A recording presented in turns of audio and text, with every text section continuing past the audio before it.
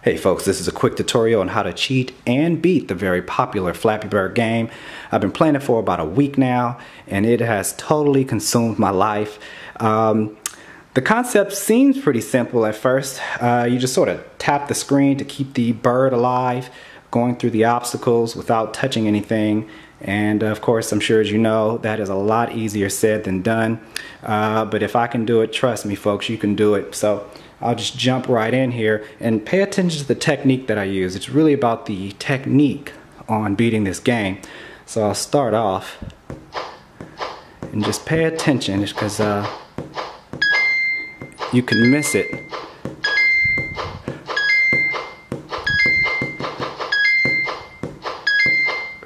See right there?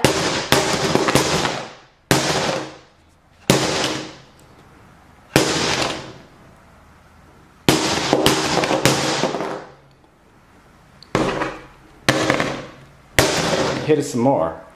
You gotta beat the fucking thing.